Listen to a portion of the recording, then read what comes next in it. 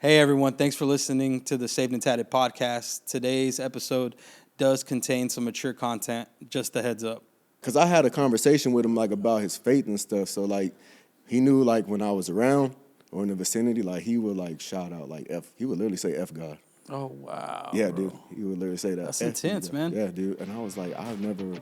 This episode is brought to you by Zing Media Co. Zing is a social media marketing company that helps small to medium-sized companies and organizations that want to make a positive impact in their communities. If you're in need of social media marketing, then reach out to Zing. Contact the team at zingmediaco.com. Hey everyone, my name is George Originales. I'm the executive producer of Saved and Tatted and the creator of Radio Faith. If you've been following Charles and the Saved and Tatted show for a while, then you know that this show used to be on the Radio Faith YouTube channel. But you're here now and you see that Saved and Tatted has its own channel. Saved and Tatted is still part of the Radio Faith family, but Charles and I have been planning some new things for SNT, which means it's going to grow and it needs its own digital space. Also, Radio Faith is making plans to produce 2 new shows, which will be part of the Radio Faith family alongside SNT. I'll tell you more about those 2 new shows at the end of this episode. Thanks for taking the time to check out Saved and Tatted. If you haven't already, please subscribe to the channel and click the bell to be notified when new episodes drop.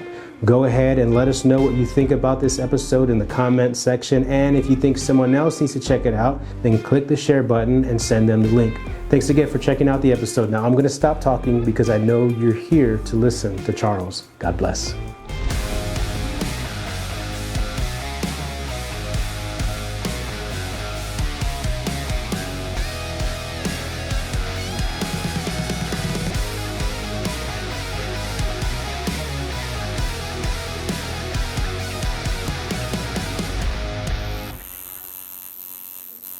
Hey, what's up, guys? Welcome to the Saved and Tatted podcast. I'm Charles. Appreciate y'all tuning in. I got my boy Lonnie here. Man, it's been a minute, dude. It's been a while. It's been a while. Since we was kids. Since high school, bro. Longer than that, probably, huh? Yeah. Cause we kind of like we saw kicking and everything. Yeah. Like you had the livest like parties back Yeah. then, man. We'd all come over. Your dad, man, he was always nice, you know.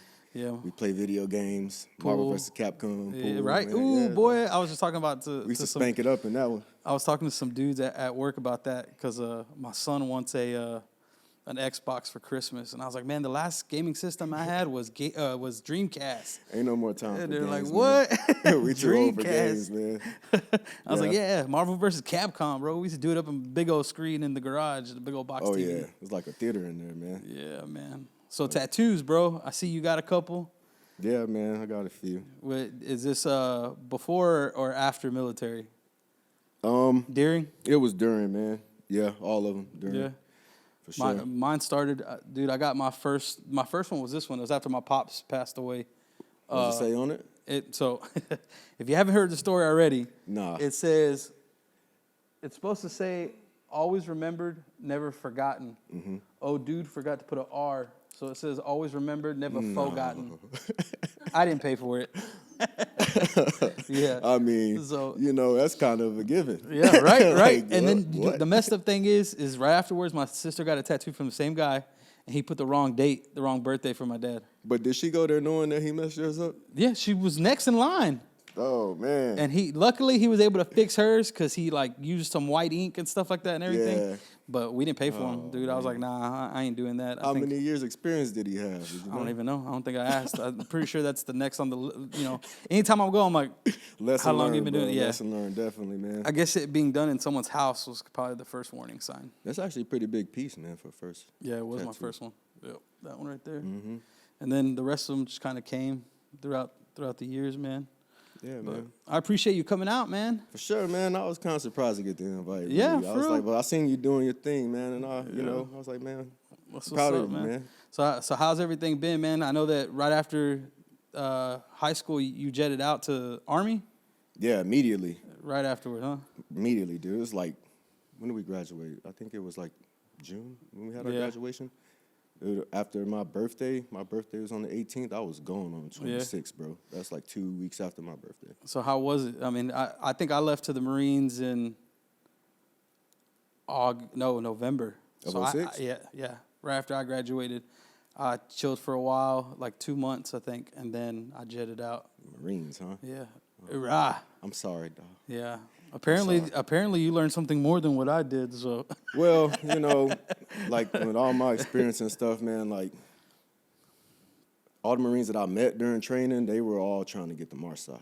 Oh, yeah. MARSOC was a thing, man. Like, they were trying to get there because if you ever seen like how MARSOC gets treated, it's like it's special operations. So special operations got it made, man. Yeah, they do. But that's been like, I think that's been like my only encounter with Marines during training. They're all trying to get the MARSOC. They're all trying to get airborne qualified and do whatever they got to do, man, to make it. And there's some cool guys to be around, but Marines, man, they got it. Y'all got it rough, dude. They treat y'all like crap, man. Yeah, they do. I thought we got treated like crap in the Army, man. And I saw some Marines when we were like in transit from Afghanistan the first time. Like we were in transit getting ready to come back home, and they were coming in, dude. They almost like got in a fight with someone in my unit, man, because I forgot what happened, man. I think he was like standing in the way or something like that, and he was trying to get by, but just like seeing them, like how they got treated, like how their platoon sergeant and stuff was with them, man, they just handled them rough, like stepchildren, man. And I was like, well, at least y'all get, some discipline instilled in y'all from that. Hey, that's why I did my 4 years and I got out. But I will say, man, them boys stuck together, though, man, because when one of them was ready to fight, that whole platoon was ready to throw down, man. Yeah. All of them. They were ready to throw down, bro. That goes, I mean, that got me in a lot of trouble after I got out of the military because I still had that same mindset once I got home, man. But because how long were you in for? I did almost like 12 years, man. Wow, I just got out in 2018. Yeah. So I was already like on my, getting ready to cruise control out, like my downhill. Because out in my job, man, I was already a team leader. So like when I don't know if you know anything about EOD, but I was already a team leader. I was already they moved me to platoon sergeant. So, I was getting ready to, I was looking at this is what's coming next, man. Like you're not gonna be out there like that. You're just gonna be telling other people what to do. You're delegating. Gonna be telling people you're gonna be telling other team leaders what to do and running ops and being behind the desk and stuff like that. And I was like, man, that's what's up, man. I don't know.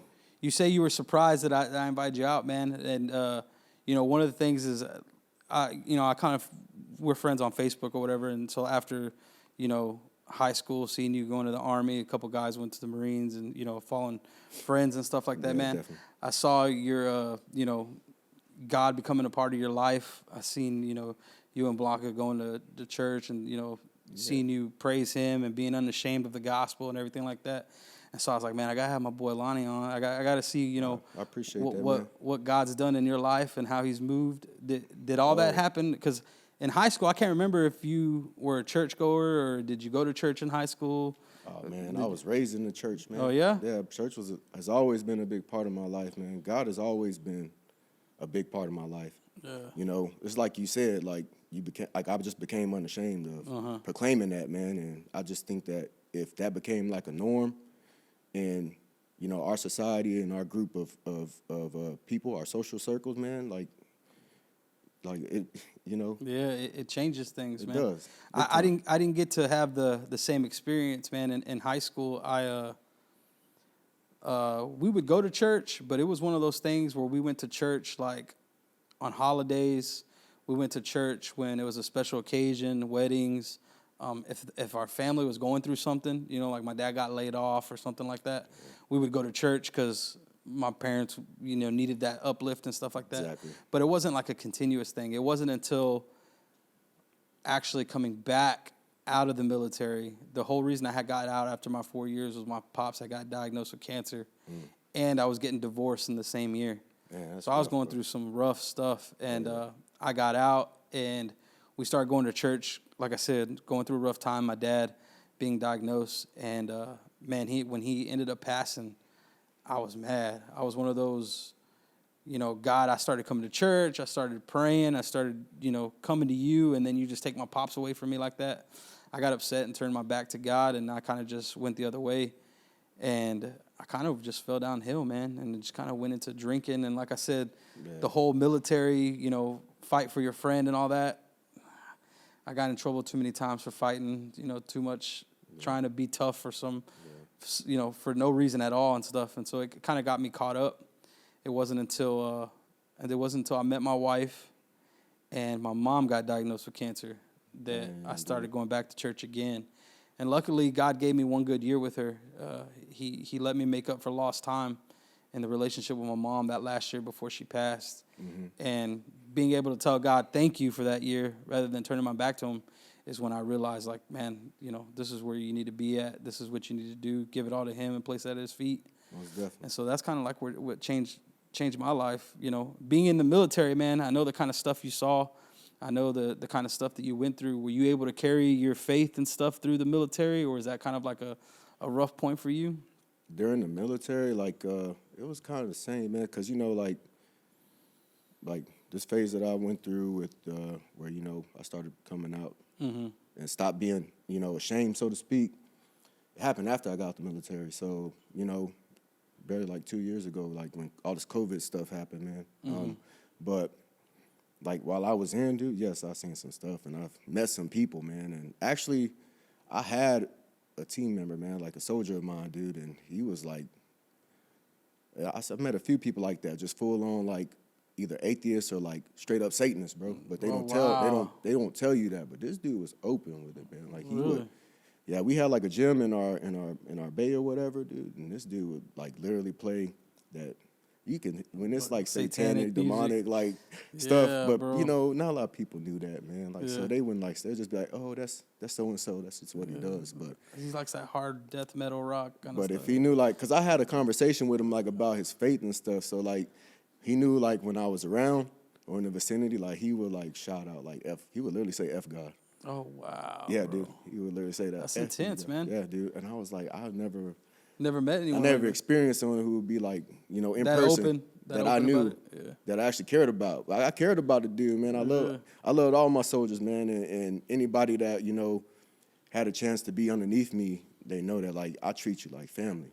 Yeah. My leading style was like it was like unorthodox kind of. It wasn't the what you see in the book, or what you read in the Army reg, dude. It's like I'm gonna do the right thing. I'm gonna take care of you. I'm show love.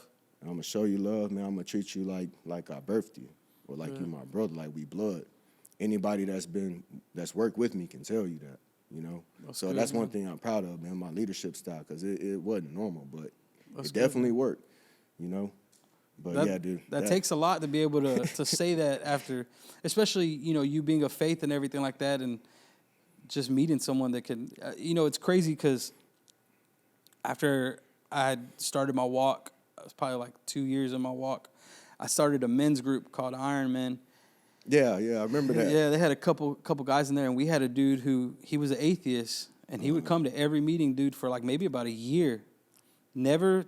He wasn't a member of the church? Or no, wasn't. So how'd he find you? So this is the weird thing. So my men's group consisted of, like I said, 15 to 20 guys. Out of those 15 or 20 dudes, maybe 8 of them, maybe half of them, went to my church. The other half heard about it from either Facebook, family members, or friends. Yeah. That guy, his dad used to be my dad's partner at the sheriff's department.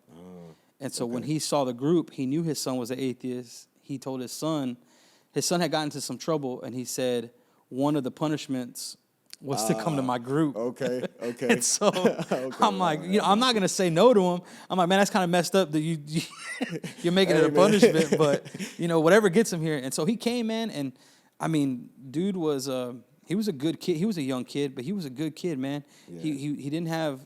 He wasn't a bad kid. He was wrong place, wrong time most of the time. He dealt with a lot of depression and stuff like that. But he was an atheist the whole time, but he would show up every day. And I would always ask him, I'm like, hey man, like, if you don't want me asking, why do you still come? You know, I know your dad isn't making you come anymore. Yeah. And he would just say, he goes, man, I've never met a group of people who love me for me. He goes, none of y'all have ever tried to make me convert into Christianity. All y'all have done is just preach the gospel. Amen. And he was like, you know, I like the fact that I can come and learn about Christianity, because if for whatever reason I do ever encounter God, I know the type of love that he has because y'all have shown it to me. Mm-hmm. And so from that point on, man, I've always just thought like I would never condemn anyone or never make myself seem better than anyone who didn't believe. Yeah, because everyone has their own encounter. You know, I didn't believe for a while. You know, I remember being in my 20s and, you know, teens. I believed in God, but I wasn't a follower. You know, I didn't live my life for him. I live my life for myself, and that so life of servitude. And, yeah. So I never wanted to be that way towards anyone. So of course not. I just kind of kept that mindset, dude. So You have to, man, because Christians got a bad rep for doing that, man. they do. Dragging people across the mud, man, because it's so easy to look at somebody and judge the book by its cover, man, and treat people as such. And throughout my lifetime, man, Christians definitely got a bad rap for doing that. Yeah. And the worst place you see it is in the church. Oh, yeah. You know what I mean? So. And that's a big deal, man, finding a church that's welcoming. And then at the same time, I feel so two things. One, we're the minority now, you know?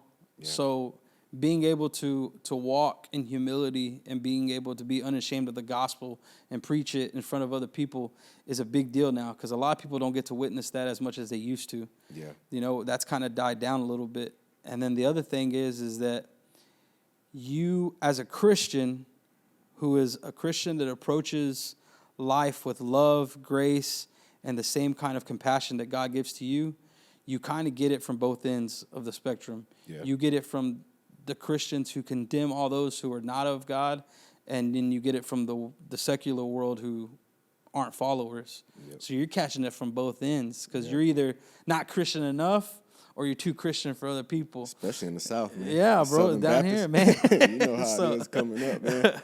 Yeah. So, you catch it from both ends. So I think being able to stand firm in your faith and being able to understand that you come from, or being able to understand where you come from and where your foundation is a really big key in being able to spread the gospel and stuff like that. My aunt always tells me that, man. She's like, you train the child up in the way it should go, in the way he should go.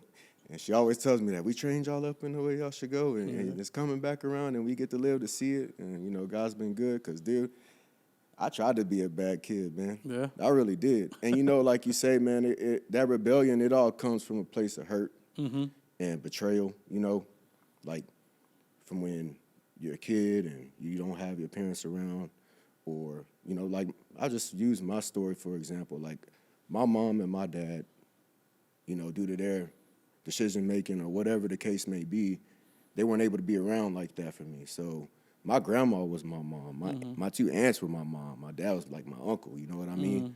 So, having aunts and uncles that cared about you and loved you and treated you like that, made sure, you had Nikes on your feet, you had food on the table, you had a roof over your head, man. It was a blessing in itself, but your flesh, being a young kid that doesn't understand yet, you don't have that wisdom, you don't have that insight, you don't really have anybody around who thinks you're mature enough to understand yet, so they can have that conversation with you, you know, about like really how blessed you are and how good you have it, because it can always be worse, man. But you can't help it as a kid, because it's like, you see all your friends, they got their mom, they got their dad. Yeah. You got your homeboys, your partners, they all mama's boys. You know what I mean? And I always seen that, man, like with my best friend, man, Derek. Yeah. So like I always see how D is with his mom, man, and I'm like, I appreciate it, and at the same time, it's a part of me that just like it don't understand it, because I didn't have that. Yeah. I had that with my grandma, but it wasn't my birth mom, so I never really got to experience it. I felt like you can't help but feel like God robbed you of that, because you don't know why. You know what I mean? His plan's different from our plan. And those are all where all those questions come from. You don't see things the way that we do. You learn that, through trial and error. Because like I said, I tried to be a bad kid in school, man, but Teresa Perry wasn't playing that. Yep. Yeah. The last whooping I got was in school, at the schoolhouse. Yeah. That's when I said, that's enough, man. I'm not. I'll do the right thing. This woman don't play. Right sometimes, hey, you spare the rod, you spoil the child, man. Right. And the rod was not spared. I tell you that much, man. That's the truth. Had you walking different, huh? Teresa Perry's a G. She don't play, man. Yes, it's crazy the way you say that about, because even though you didn't grow up in what you thought was an ideal home, what you went through as a child still created the man that you are today, and God still had his hand on you from the time that you were that little until now. And I thank God for that for me, because even though I may not have attended church as a kid, I know that God had a calling for me. Sure. And I appreciate the fact that even though my dad wasn't a church goer, my dad still, like you said, my dad still showed everyone love, And I learned that from my dad to be that type of person. Hey, you always give someone a chance. You know, you always stick to your word. And that was something that was always difficult for me was, dude, I had issues with just lying and taking advantage of people. Yeah. And that was my thing growing up. And my dad would be so disappointed when he would see me do that, you know? And then it came to the whole womanizing and everything. My mom and dad were together since the time my mom was 11 and my dad was 13. So that kind of lifestyle that I was trying to live didn't come from my pops, you know? And so he would get on me and he would tell me about it. And I appreciate everything that he did because even though it may not have been of the Bible, it was still God's love that I think God brought through to him. You know, you said that you went through the Army kind of still under the radar of being, you know, a follower of Christ and everything. Now that you're out and we got Facebook, so I know that you're friends with everyone who was in your unit or in your, you know, your platoon and stuff like that. Yeah, do they reach out to you now that they see that you're more open about it? And to be honest, I had more people like from here reach out to me. Really? Yeah, man. Like, I never really try to like evangelize like that and like try to convince people, man. Like, it's the goodness of God that draws people near, man. That draws people to Him. Like you're not Jesus. You don't save, man. You can just share your testimony, you know, share the gospel.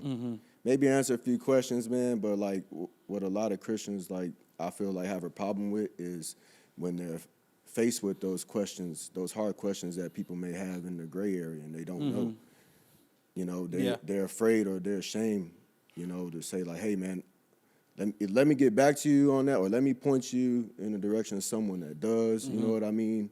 Or I just don't know. It's okay for you to not know, man. And like, I wake up every day, man, and I'm just like, I don't know, bro. Like, I don't even know what to pray, you know, when I do go pray. Or if I'm going to pray today, I might just have to like talk to you, God, like, while I'm driving to work and have a conversation with you, man. My grandma used to do that all the time, man. Like, it'd be midnight, dude, and she'd be walking through the house and just praying. I can just hear her talking to, like she was talking to me, like, but she'd be like, oh, you know, my knees hurt. Jesus, help me get to the bedroom. Oh, that's good. You know what I mean? Yeah, just stuff that she would do that all the time. That's man. relationship right there. Of course, man. Of course. You know, that's how I pray, man. I work nights, and so when I'm driving to work, I drive out to Rose Sharon, and so it's about a 35-minute drive. Dude, I put on worship music and I sing. It's the best, bro. And dude, the Holy Carpool Spirit, karaoke, man. Look at bro. you, the Holy Spirit be hitting me sometimes, and I'll show up to work and I'll be like, man, you know, puffy eyed, yeah, all puffy eyed and everything like that. And people they're are like, ready to give you your analysis. Yeah, they're like, your sinuses acting up. I'm like, no, man, it's just, you know. But you know, that's my way of worshiping is when I'm by myself and I'm in the. You know, I'm in the car, and that's when I pray, and it's a conversation, you know. God, watch over me while I'm at work today. You know, thank you for my family. If me and my wife had a rough day, you know, I pray that you allow me to move in a way that affects her and allow her to move in a way that affects me. And, you know, it's a big – and, you know, it's crazy that you said a lot of people around here reached out to you when they found out, because when I finally gave my life to God and I finally, you know, decided to follow this life as a Christian, that was one of the biggest things. When I had people reach out to me who, bro, people who I wasn't even friends with in high school would reach out and be like, hey man, yeah, bro, they watching. And it was crazy because even one of my friends now, probably one of my best friends, we used to hate each other back in the day because we both dated the same chick. Oh, and I've talked about this. You can't be beefing on bro. I've talked about this in one of the past episodes, but we did not like each other, man. And it just so happens that I had started posting about Iron Man, my small group and everything like that. And he had reached out to me, and he had said, you know, this is after my mom had let me backtrack a little bit. So I had some warrants on my record for an assault charge that I had out in I think it was Brazoria. Ooh, boy. Yeah, but my mom had passed away. Yeah. And she had passed away at home, so I had to call the police department to come, you know, to do the whole death certificate and everything. And he was a cop. He's a cop, and he showed up. Oh wow. Yeah. What's the chances of that? Yeah. Man? And he ran my ID because I'm the one who called, and he runs my ID, and he's like. And I walk outside and he's like, look, man, I know that, we got our history and everything like that, but you got some stuff popping up. And he's like, and I ain't going to take you in, and the only reason I ain't going to take you in is because your mom's just passed. He's like, even though I probably should. And I was like, man, I appreciate it. Like, if you ever need anything, like, let me know. You're doing me a huge favor. I'll get it taken care of and everything. Man. And what was crazy is I had literally just gotten out of jail about 6 days before that. And I thought I had taken care of everything. Because they had to let me out. I figured I paid everything. But apparently this one I didn't have to pay for through Fort Bend County because it was in Brazoria. Mm-hmm. So when it popped up, it kind of caught me off guard. So I was super thankful to him, and I told him thanks. Of course. Well, he remembered that. And so later on, him and his fiance end up calling off their wedding. Mm-hmm. And it just it broke him apart, man. Yeah, it broke him down. So all he could think to do was to reach out to me. Because I told him, if you ever need anything, like, I'll pay you back any way that I can. Yeah. So he reached out to me, and he's like, hey, man, I've noticed your Facebook, and I know that we've had our differences in the past, but I'm going through this, and I don't know what else to do or who else to turn to. Like, my life's falling apart kind of thing. Right. And so I invited him to the Ironman small group, bro, and he ended up becoming one of my best friends.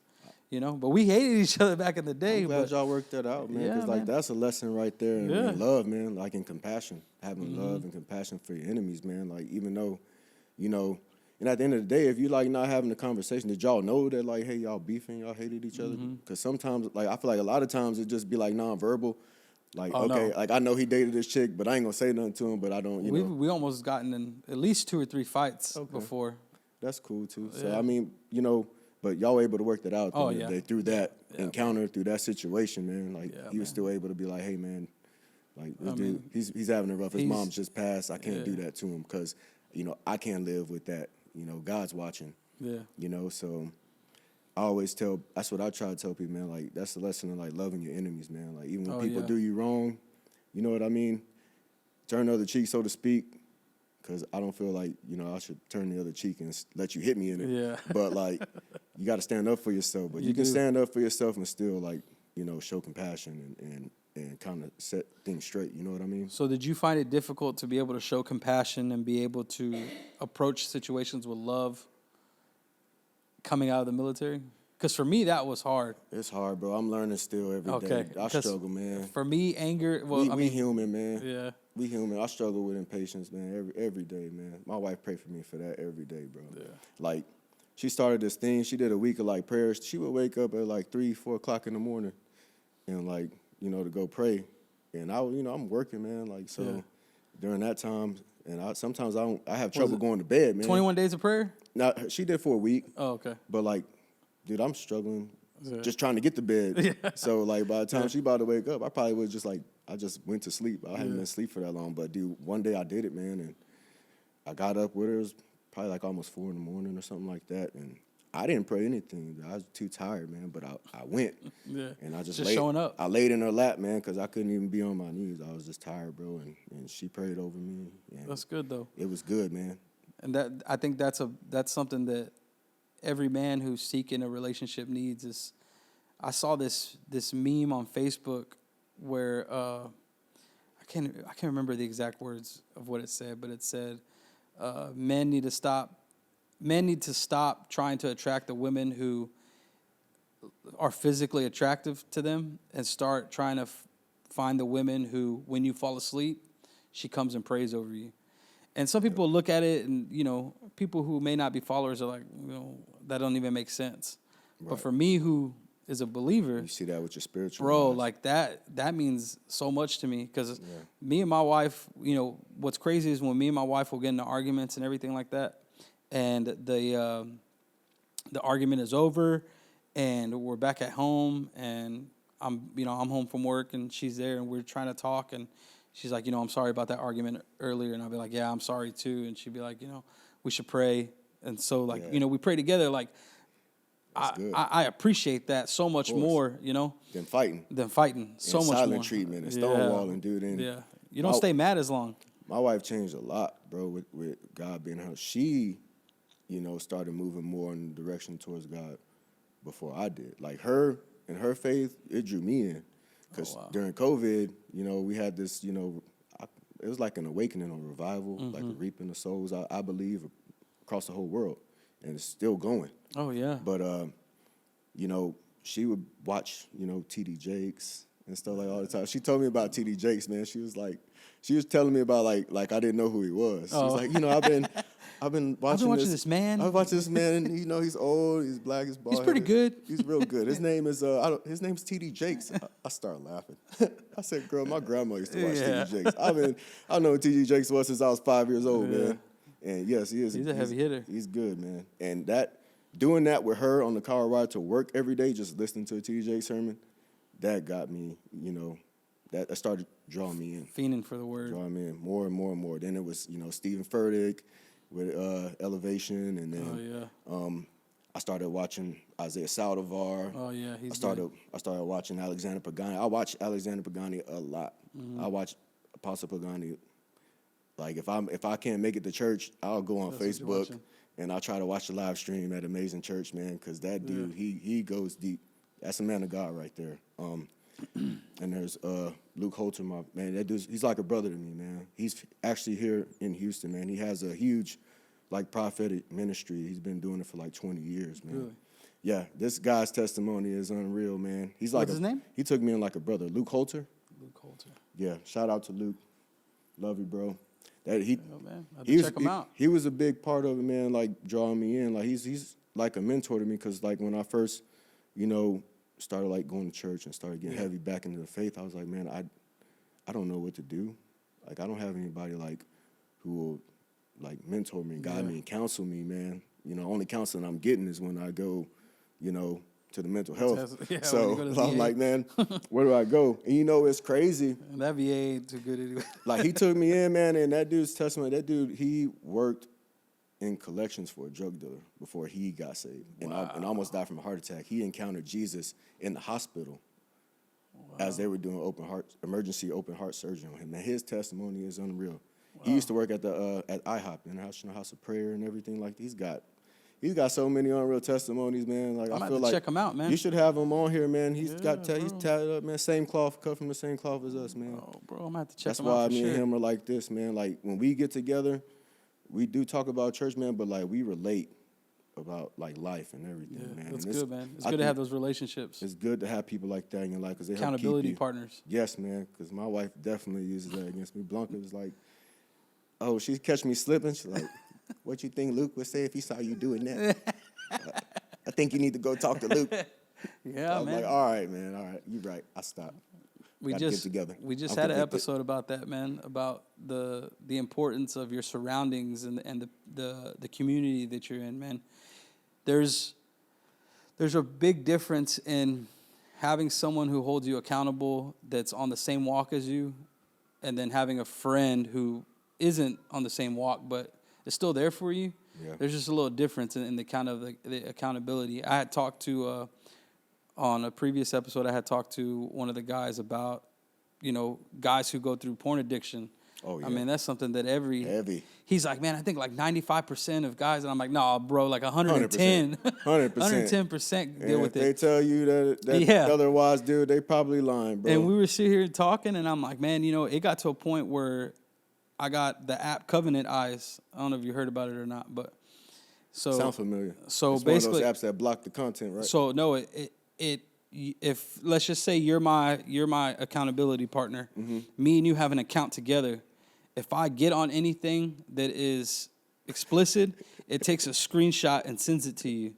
Oh, yeah. No dirty secrets for you, man. And so at that point, you're supposed to call me or message me and be like, hey, bro, like, what's going on? Like, let's talk about it. Like, why are you on this? Blah, blah, blah.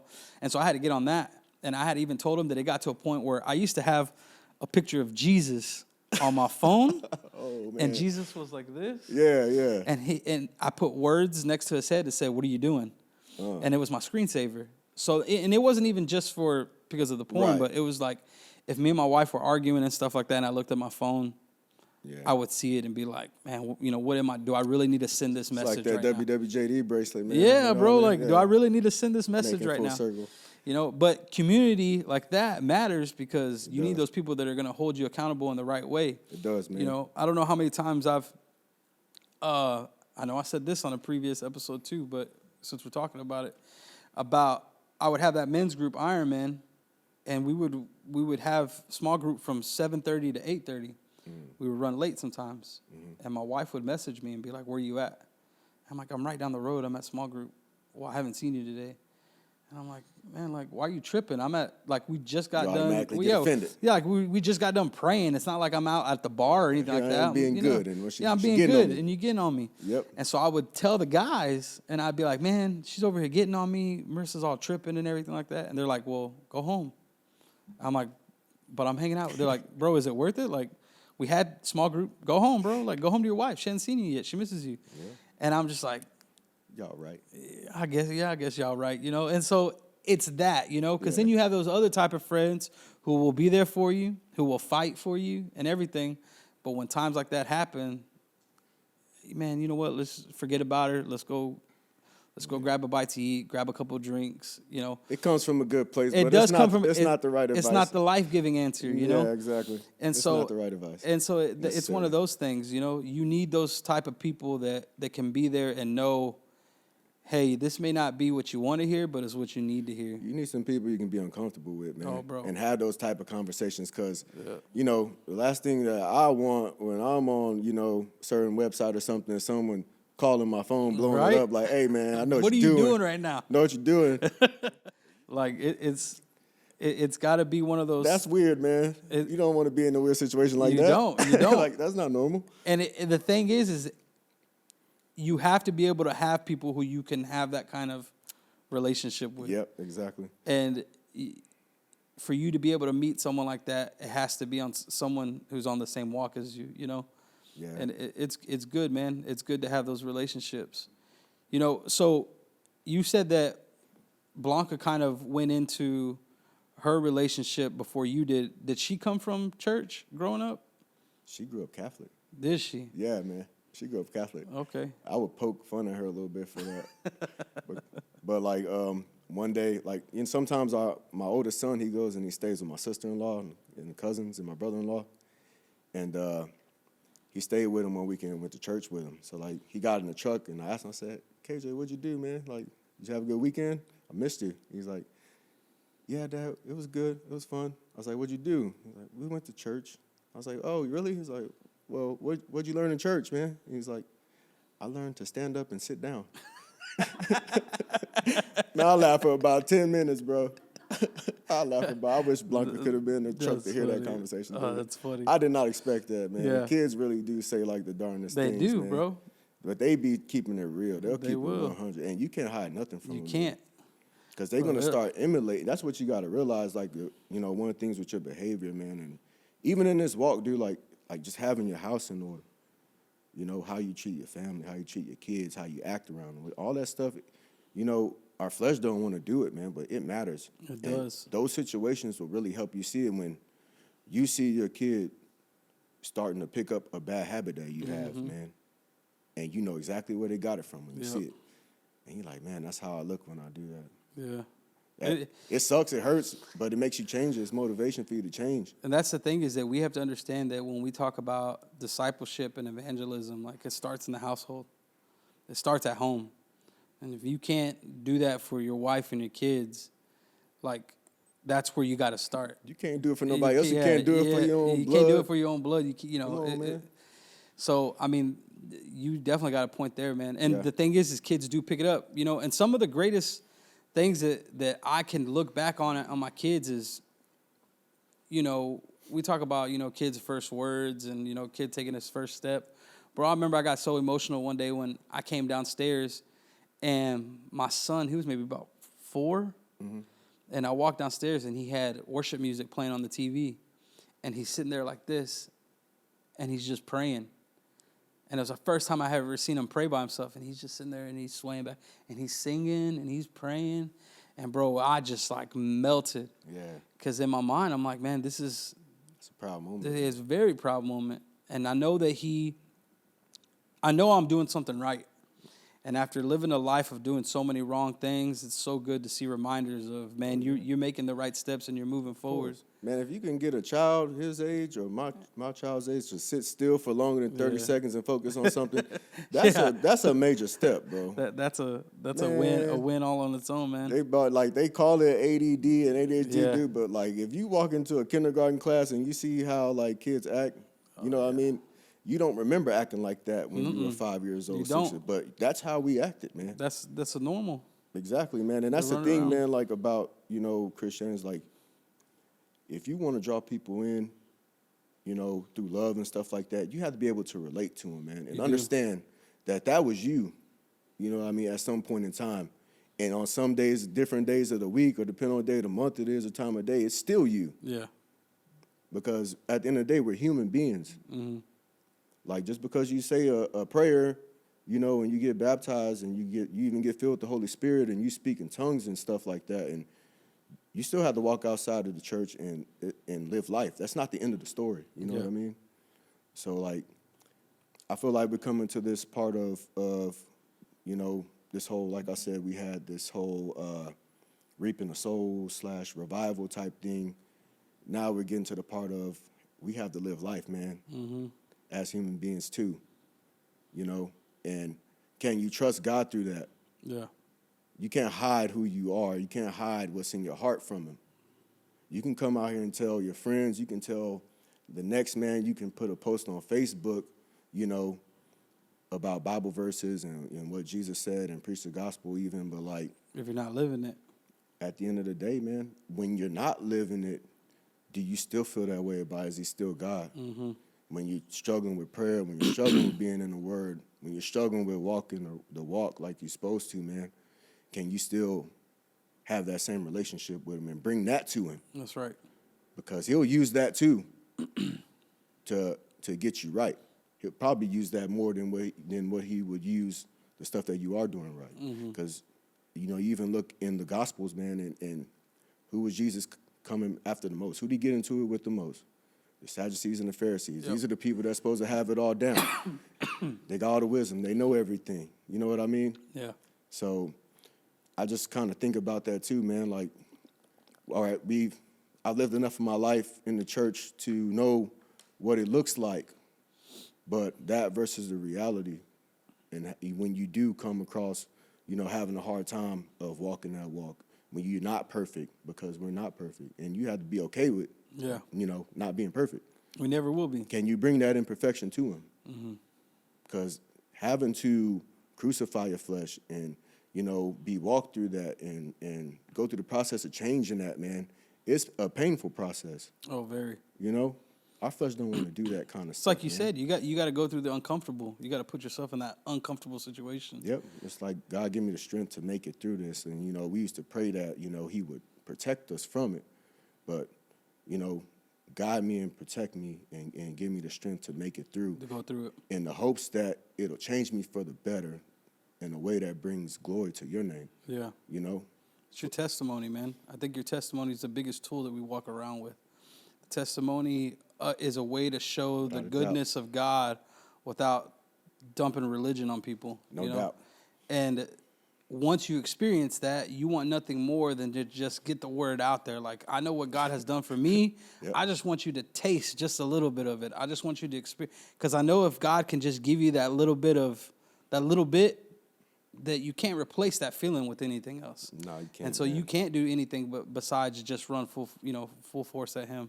Mm-hmm. And it's funny that you said what you just said, because I think one of the biggest things is that people sometimes live this whole life like God will never give you anything you can't handle. Mm-hmm. Man, God gives you stuff you can't handle all the time, because it's at those weak moments when you come running to him. And he wants that. He wants you to run towards him. And the way to get him, the way that he gets you to run towards him is by putting you through rough times.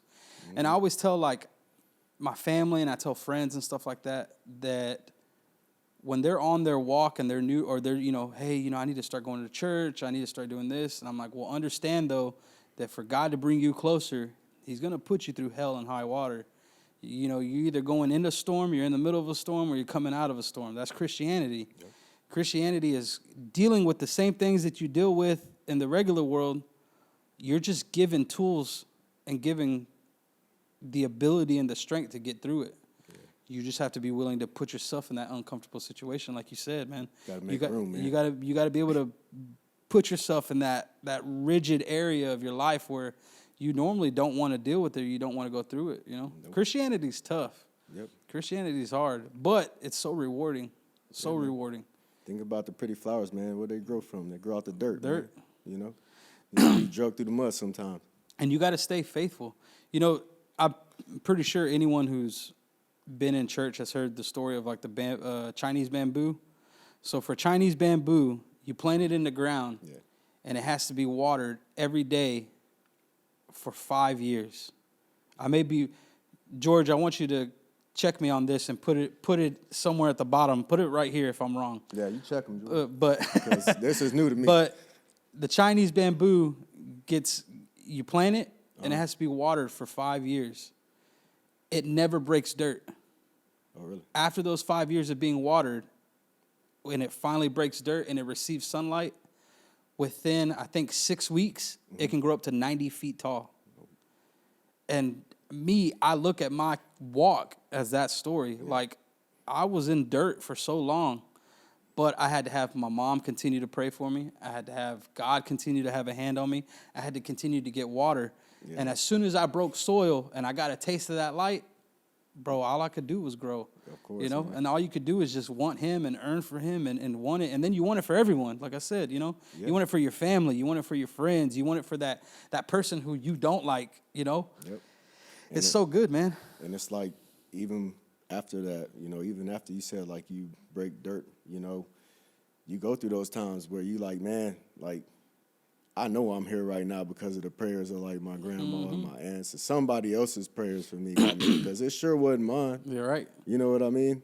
Like, that's just that's a normal part of life. It's a normal part of this. It's more normal than we think, because you sit in a pew or a chair and you listen to a preacher tell you otherwise, and what you're supposed to be doing, and it's all black and white, but you never see, how do you, what's the practicality for how do I do this practically step by step? That's why you got to know the word for yourself. You know what I mean?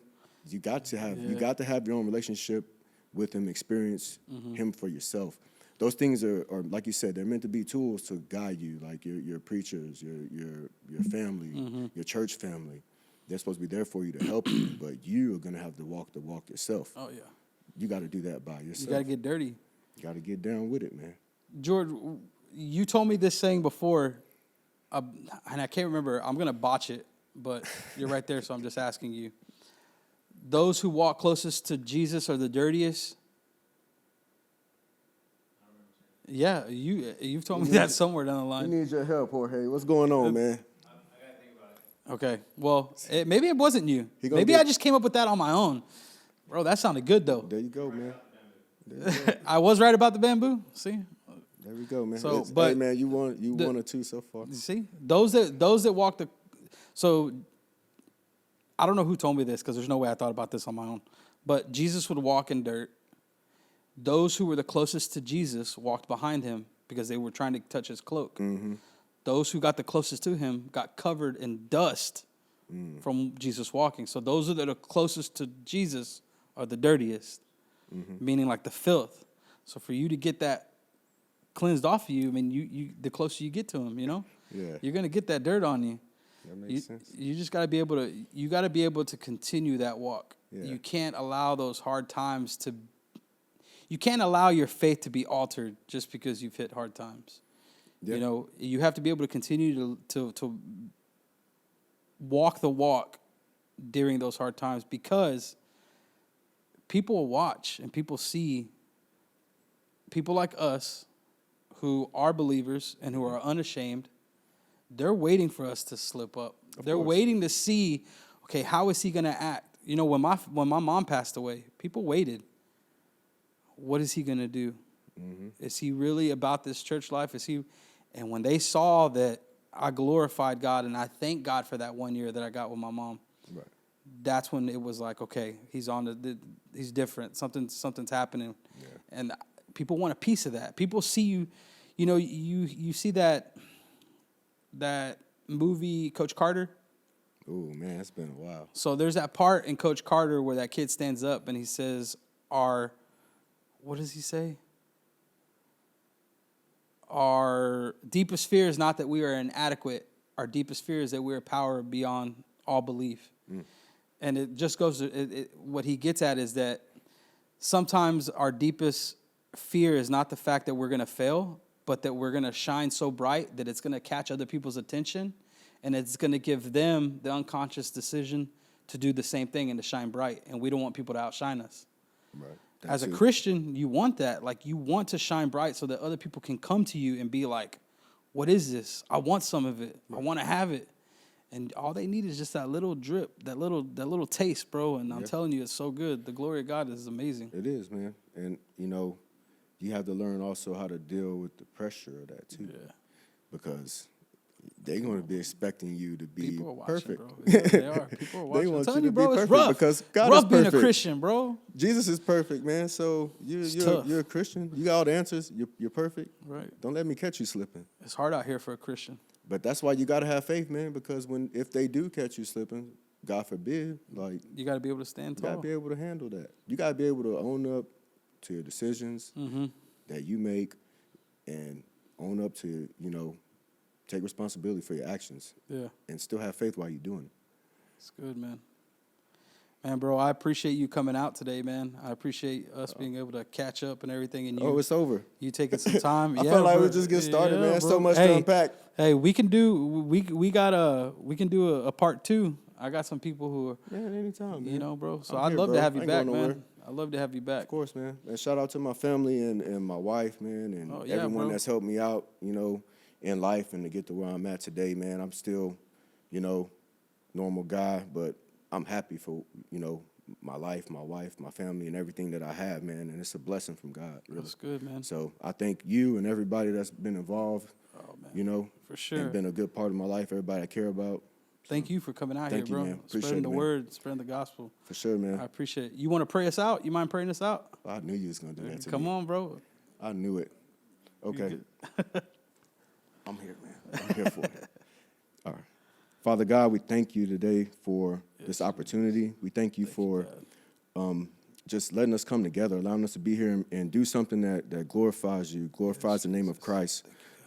We pray that this production today has touched someone, that it brings someone, draws someone closer to you, that is either backsliding or turn around, or that we watch this ourselves and we see something that, you know, that we may need to change about ourselves and improve on, Lord. We pray nothing but love and peace for everyone, not just in this building, but in this city, in this town. And we thank you for this opportunity once again. And this we pray in Jesus' name, amen. Amen. Appreciate it, man. Oh, you want to plug out the restaurant? Oh, man, Go ahead. yeah. Throw a plug out. I'll throw out a plug. Come see us out in El Campo, Texas, if you guys are ever out there for some reason. We're at Preferida de Monterrey. It's a taqueria / convenience store. And we got other things there. We make Mexican street food snacks, man. What's up? Ice cream. We got it all. Come check us out, man. We got the best food in town. Say the address will be right here. 708 South Mechanic Street. Right here, this address. That's right. Come check us out. Love y'all. Appreciate it, bro. Appreciate you, man. And cut. Oh, man, I forgot the whole like, share, comment, and subscribe. Subscribe, bro. Hey, we still alive. You can Look. put that in. He is. Like, share, comment, Put it. subscribe. George, you know what? From now on, let's just get like a box that goes like, can you see my hands? Let's get a box that goes right here, and it just says, he forgot to say, like, comment, share, subscribe. Yeah, there you go. Support. Peace. Peace out.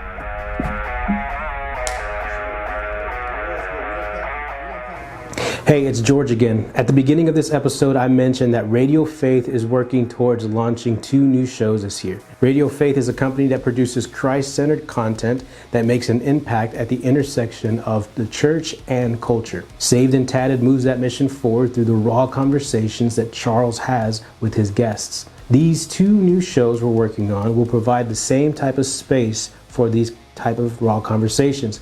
but in a more nuanced way. The first show will be about sports and the second will be about music. Both sports and music are a large part of cultures around the world. We want to provide digital content that engages these areas of interest and connects both sports fans and music fans to God. To stay up to date on when these shows will be released, subscribe to Saved and Tatted and then jump over to the Radio Faith YouTube channel and subscribe there as well. Thanks again for supporting us along the way. I hope you have a great day. God bless.